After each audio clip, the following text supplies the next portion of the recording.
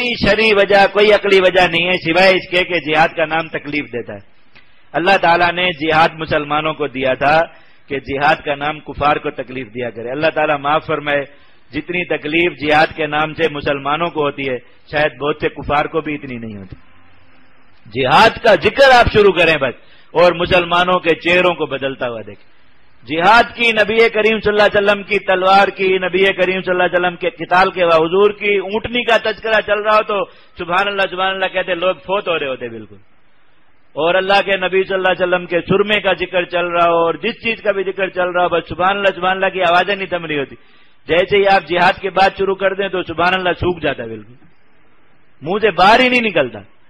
اور آنکھیں ایسے پتھرا جائیں گی بالکل، اور اس طرح دیکھنا شروع کر دیں گے جیسے پتہ نہیں کوئی غلط بات شروع ہو گئی اور ناجائز بات شروع ہو گئی کہ اللہ کے نبی صلی اللہ علیہ وسلم نے کافر کو مارا بھی ہے، اللہ کے نبی صلی اللہ علیہ وسلم نے کافر کو قتل بھی کرایا اور یہ بھی کیا۔ یہ ضد اور چڑ نعوذ باللہ مسلمان کے دل میں نبی کریم صلی اللہ علیہ وسلم کے عمل سے کہ شرمندہ اس بات پر کہ مسلمانوں کو یہ کہہ دیں کہ حضور نے آ کے جو ہے وہ ایک عورت کے بارے میں آ کے کہہ دیا تھا کہ کون اسے قتل کر کے آئے گا، تو شرمندہ ہونے لگ جاتے ہیں کہ ہمارے نبی کے بارے میں ایسی بات ہو رہی ہے، ہم لوگوں کو کیا منہ دکھائیں گے جا کے۔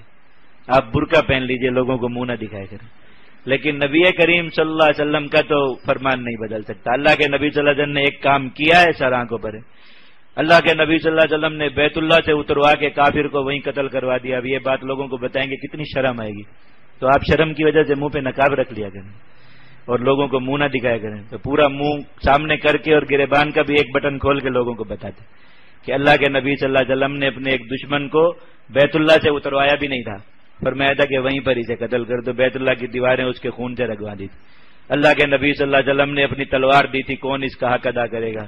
اور جو ہے وہ صحابہ کرام نے حق پوچھا، کہا اس سے کافروں کو اتنا قتل کیا جائے کہ پیٹ نہ پھیرے اس کو قتل کرنے والا سے۔ فخر کے ساتھ مسلمانوں کو یہ بات بتائیں۔ ہمارے آقا صلی اللہ علیہ وسلم نے جو ہے وہ کافروں قتل کرانے والوں قتل کر کے آنے والوں کو جنت کی بشارتیں دی، فخر سے مسلمانوں کو یہ بات بتائیں۔ کیوں شرم آتی ہے اس بات میں؟ یہ ہمارے نبی کی سیرت نہیں، ہمارے آقا صلی اللہ علیہ وسلم کی سنت نہیں۔ لیکن اصل بات یہی ہے کہ تکلیف چونکہ جہاد سے ہوتی ہے